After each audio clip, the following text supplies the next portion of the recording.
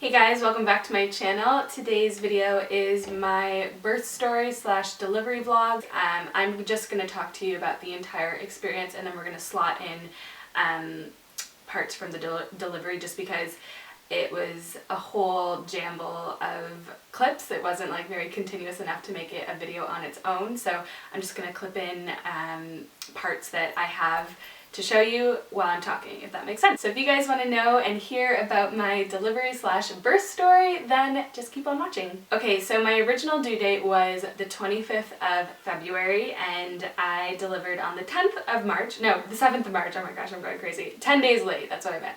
I delivered 10 days later, so I was 10 days overdue, and it was actually my induction date, and she came 4 hours before I was supposed to call in for my induction, which was perfect timing. Anyway, so that was the 7th of March. My actual starting of labor started on the 5th of March, which sounds like a long time, but it actually was really great once you hear the whole story. Start of labor? Start of labor. Went to the hospital last night at 7:30. We were out for dinner and had some bleeding, so I went in. And I think it was just like the show. They checked I was 1 centimeter dilated, which is better than nothing. And then they just suggested I go home. So we went home for, it was about 10:30 by the time I got home. Yeah. Excuse me. Slept kind of. I had like mild cramps throughout the night, but nothing significant. Sorry, I'm super burpy all of a sudden. And then around 5:30 it got really like intense where I couldn't sleep through them, so came into the living room for a while, but then I was really uncomfortable and I was so tired because I guess I didn't get to sleep. Went back into bed, and then I'd have like a really strong one for a minute every 8 minutes, so I'd sleep in those 8 minutes for probably an hour in bed, but was woken up by the contractions. And then just has stayed on since, and it's what time? 12:30, so I'm just getting shaky because I was so hungry, so I had some bread and some homemade soup from Jane, and cheese. She's trying to do as much as this from home, and so they don't send me home again. On the exercise ball. I've been standing up, walking, sitting, everything. Staying active. They're coming sporadically. Nothing's too consistent yet, but they are. Well, they're 45 seconds generally. And around 3 to 6 minutes, depending. 3 to 6. But about 45 seconds, yeah. Well, I'll keep you updated. Exciting. Soon there'll be a baby, Sandy. Soon there'll be a baby. It's now 3 o'clock. Contractions kind of died there for like 45 minutes, so I took advantage of it and took a nap, and then was woken up by a very extreme strong one, and they've been consistent since and getting stronger where I can't even talk through them or hardly breathe through them. I feel like one's about to come on, so we're gonna head to the hospital and pray that I'm dilated more and it's starting because it's very painful. How are you feeling? Good in between the contractions, but strong now, aren't they? I look like a crazy person. Good sign though. Yep. We're at the hospital now, so Baby's coming out soon. don't send us home. These are for me. So we went back to the hospital around 2:30 or 3, and they checked me again, and they said I was still 1 centimeter dilated, which is a little bit of a bummer considering the pain that I was feeling.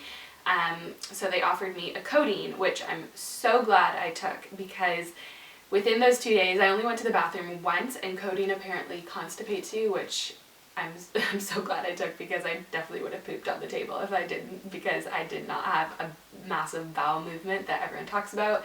I only had one little one, and that was it within 2 days, and I was eating so much just because I was really hungry. So I took the codeine, which I'm really glad I took because it was kind of the calm before the storm.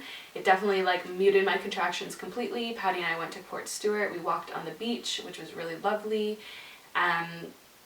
Yeah, it was just really relaxing to have that moment with Patty before a long night ahead, let's just say. Well, we're back in the car and we're at the beach. Port Stewart Beach. So we went in, had a checkup, and the girl said she's still 1 centimeter dilated, but the cervix is a lot thinner and stretchier, which is a good sign. It's completely thinned out. It's completely thinned out, so it means now I think the cervix or the opening will start happening shortly. But the pains. This is an awful angle. I look like a potato. I don't know if There's no good angle at this point in time. We're gonna go for a walk, try and move the baby, just pain-wise. She gave me 2, what is it? Codeines. Codeines, and they've kind of helped a little bit, but still getting really sharp contractions where it was making me cry because it was so painful. And I was like, if this is only 1 centimeter, there's no way I can make it to 10 alive. You're doing so good though. So it's not easy. I'm glad it's. I need to walk and just stay active because I don't want to. She said I could stay at the hospital, but it's like hot and stuffy and it was visitor hour, and I just could not. You'd rather be out and about. Yeah. And you can't beat that for a view, can you? The 2 people walking? No, the view. The view. Once the walk finished, I could slowly start feeling the contractions coming back on, and they're starting to get slowly more and more intense. So this is probably now around 5:30 or 6. So we drove back home, and they definitely were getting a lot more intense. And I asked for like a cup of ice chips, and I was just kind of chewing those in between my contractions. Again, Jess, Zoe, and no, I think just Jess and Jane came over, and Patty, and they were watching a show. And I was just standing up and, you know, on my bouncing ball in between, but they were starting to get to the point where I could not talk through anything. I was really trying to focus. So that was probably a couple of hours, and then around, you know, 8:30, 8:45, they were getting to the point where like I could feel my whole body kind of shaking through them, and they were getting quite painful. And I decided, well, I had to go to the bathroom, just number 1. And I noticed that there was a pretty good amount of blood loss, which whenever you get a check, so whenever they checked me that I was still 1 centimeter, they always say that you're going to have a little bit of spotting just because we're, you know, irritating some stuff up there, so don't mind that. But if it comes back red a good amount of time later, then call back. So this was a good 6 hours later from my previous check, and it was like a good flush of red blood.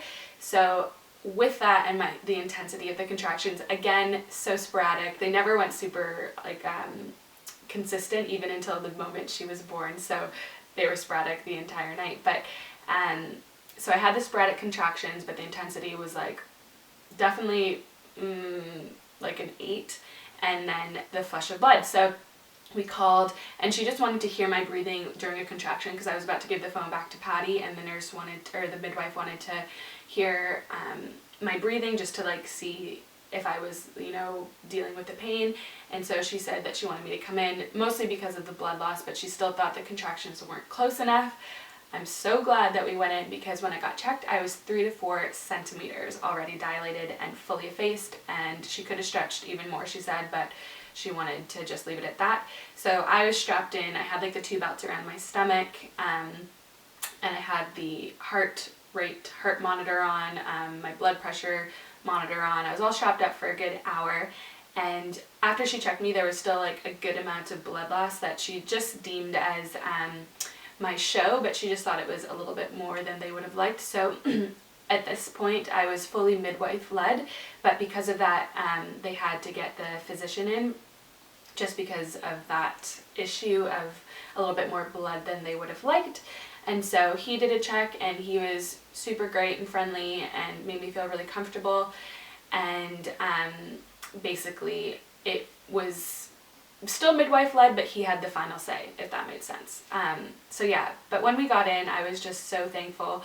They said that I wasn't going anywhere, that I was there for the night, because I was getting to the point where I wasn't even peaceful at home anymore. I just needed to be around, you know, the professionals at this point, because I was just getting I was tired. I was definitely tired, and I built up my tolerance with the contractions over like the past 2 days, but I was just getting shaky and tired. And the first midwife was amazing with helping with my breathing, just to like try and calm myself, because it was the start of a very exciting night. So that was around 9:30. I was in that room for an hour just to make sure that everything was okay, and then I was sent to my delivery suite, and I think there was a couple of unknown labors that came in that night, so they were a little short-staffed, the midwives, but they had some call-ins. And the midwife I had, I won't mention any names, but all the midwives I had were absolutely incredible. I could just cry thinking about the experience with them because they were just so amazing. So at this point, this was around 10:30 p.m. on the 6th of March. I was brought to the delivery suite, which was really peaceful. It was really, dimmed lighting. Patty put on some worship music. This is now the point where I have no idea what he filmed because I just went into like this zone. So I'm gonna try and say what I knew from my memory, but you might see different clips to what Patty filmed. Anyway, so Jane was there, my mother-in-law, which I'm so thankful she was there. Patty was there, and the midwife was there. So she was doing lots of paperwork, I think for a majority of the time, and she offered me gas and air, which I am so glad I took. It's not any form of pain relief. It kind of puts you at ease a little bit, it relaxes you a little bit more, but it does not take away the contraction pain. Note that. So I was planning on going in the bath, so this was the starting of my, I guess, pain relief, I'll just say, but the bath was what I really wanted to go into, but they try and not let you go in as long as possible just because it can slow down contractions, and you could get too used to it that you don't want to be it anymore, so they try and hold off the bath as long as possible. So at 10:30 I was strapped up again. That was the one thing, because of the blood loss I had to be strapped up at all times, which is a little bit of a bummer, but honestly at that point I did not move at all for the next 4 hours. I was literally in the fetal position on the bed right at the corner, taking my gas and air whenever I wanted to. Okay, we're now at the labour suite, and Lana's on gas and air. We've got some worship music playing, and we're just trying to pass the time at the moment. And Alana's doing really well. She's going through plenty of contractions, and baby's going the right way. So I'll update you guys later. What I think was a pain relief was the midwife, Jane, and Patrick in conversation, because I could hear what they were talking about, but I was also like telling myself, you go girl, you got this. Like I kept saying that, like with every contraction I would just be like, okay, you got this, you got this, you got this. And I just like almost was biting on like the little thing that I was sucking the gas and air out of. But the conversation of them talking was such a good distraction for my brain as well. Like I wasn't thinking about the pain too much. Definitely did not participate in any conversation because I was just trying to focus through this pain.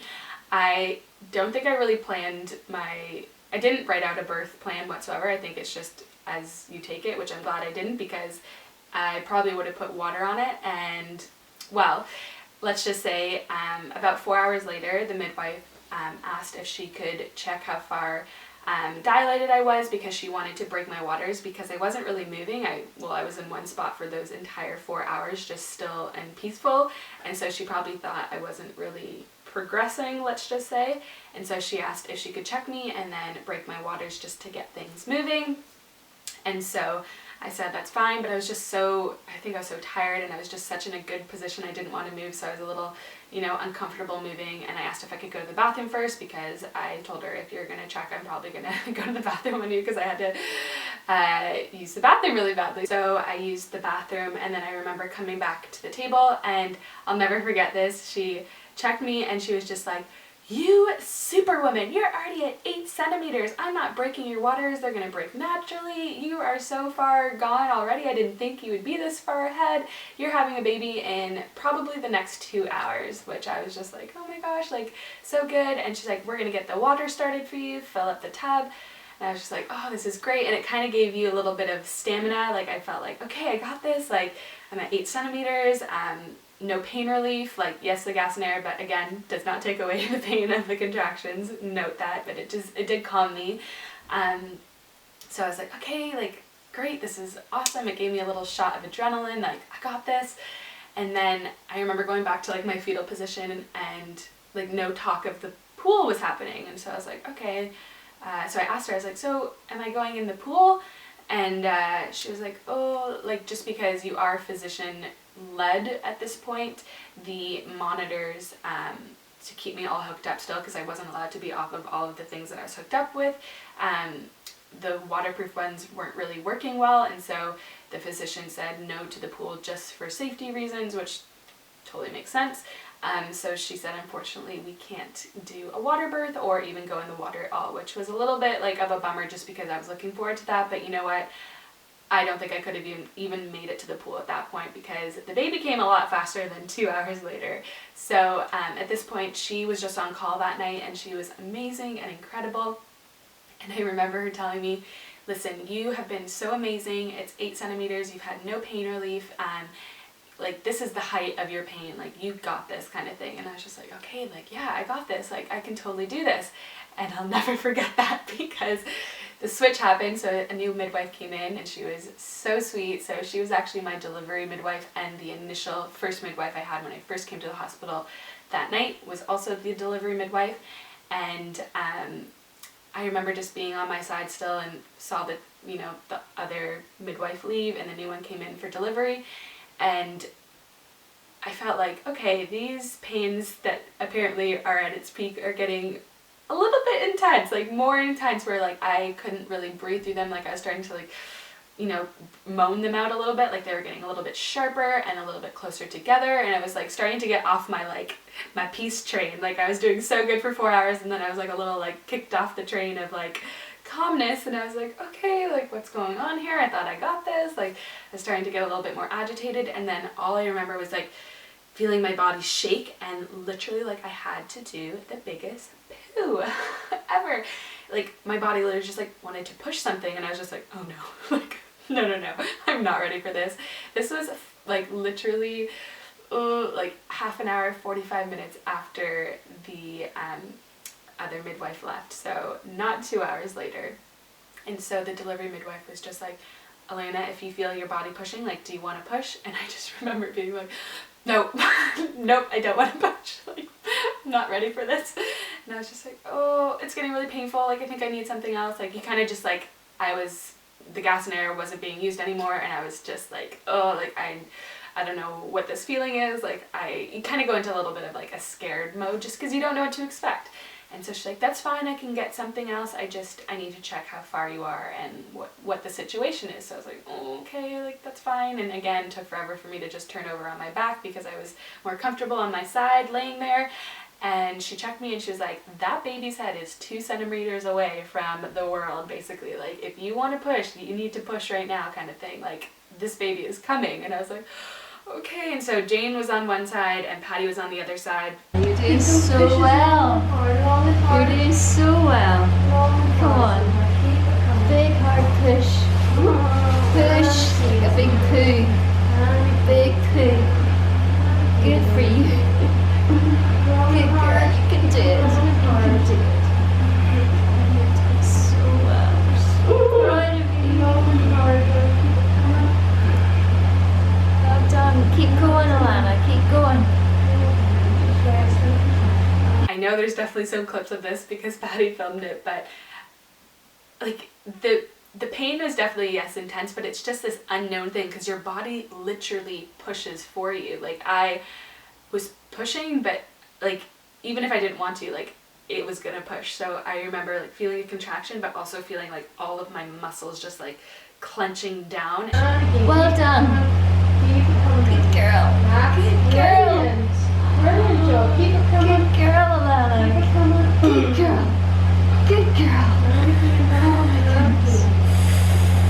So good, Elanna.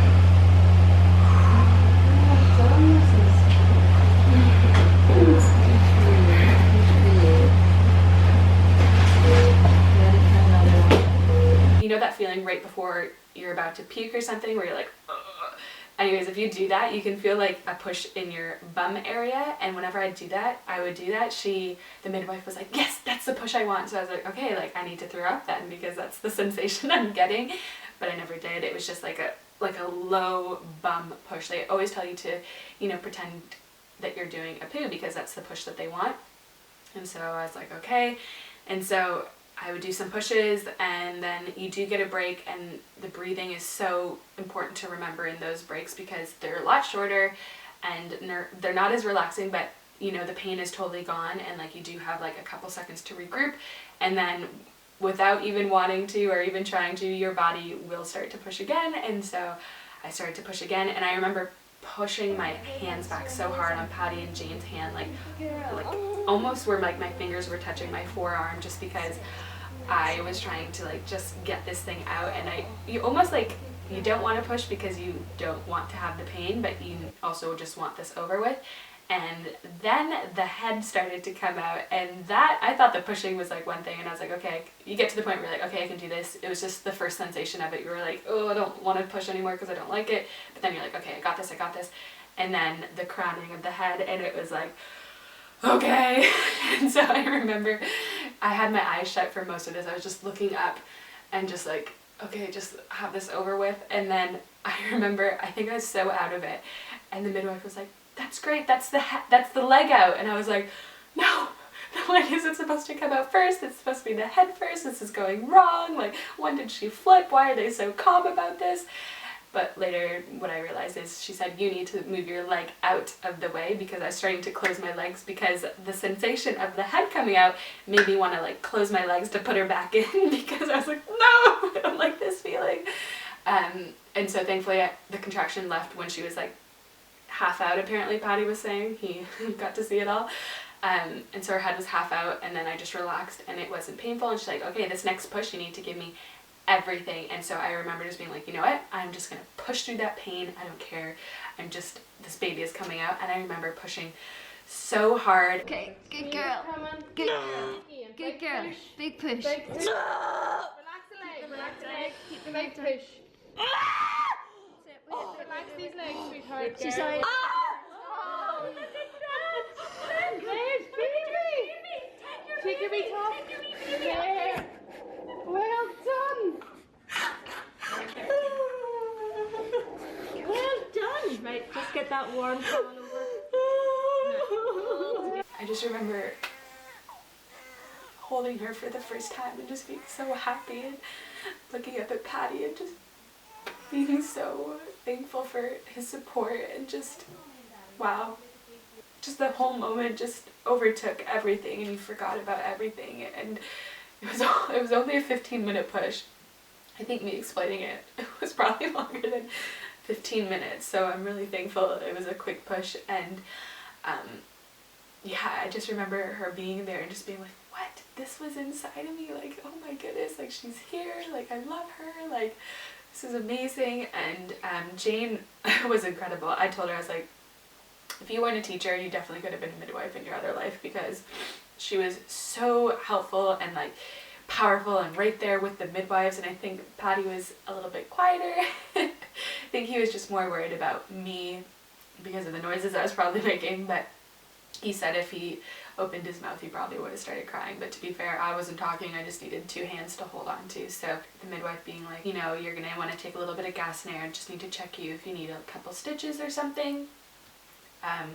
And so I was just like, oh, can you just numb me? I'm just so tired, I don't want to do anything more, like I can't do any more pain, like can you just numb me? And she's like, yeah, we'll give you an injection if that's the case or whatever. And so I took some gas and air, and it didn't even hurt at all, but she checked me and she just looked at me and she was like, nothing, you don't need anything. And I was just like, like I remember just crying just because I was just so tired, and I just didn't want to have like any more like pain. I know that sounds so silly, but I just was like, oh, thank you, Jesus. I was honestly praying like, please, baby, be good to me down there.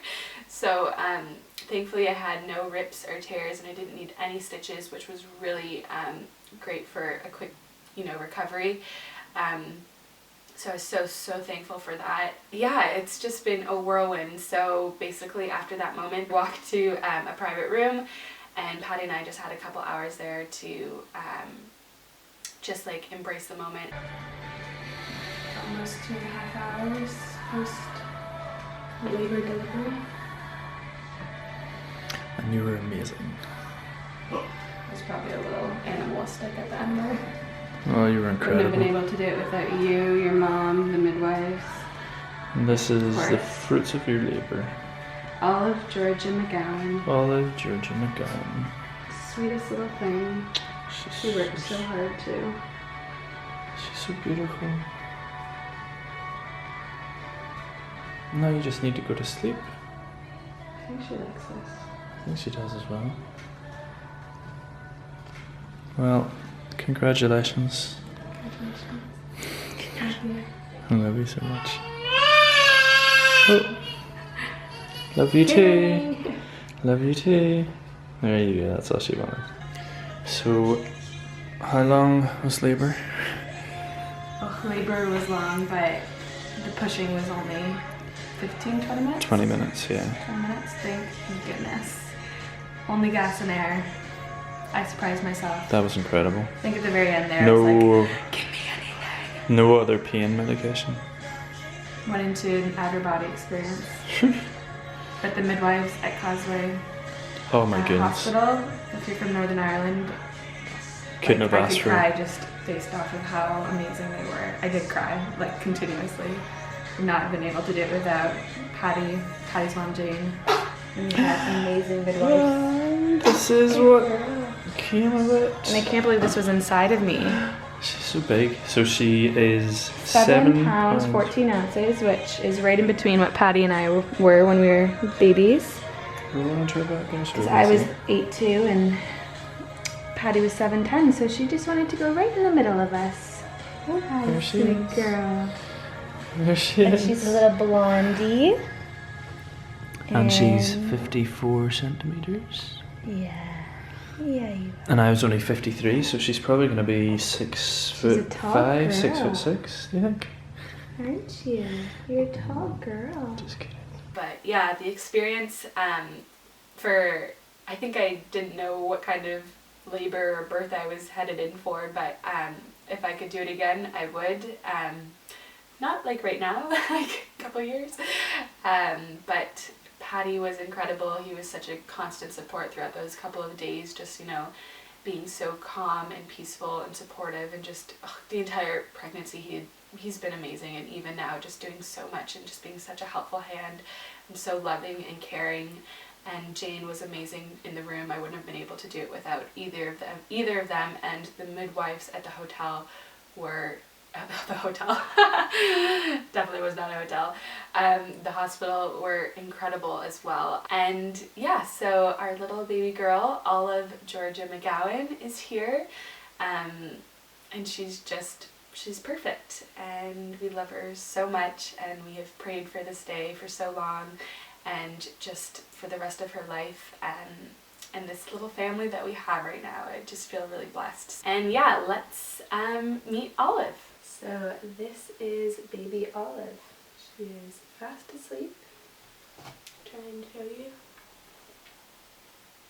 She's a little doll, and she's actually really good at her night sleeps. And the day sleeps as well too, but she's such a little babe. Oh, and she's pooing. That's our girl. But I don't know if you can really see her. Maybe I'll do a close-up. One sec. Sound asleep. Oh, you hear mommy talking? Mm-hmm.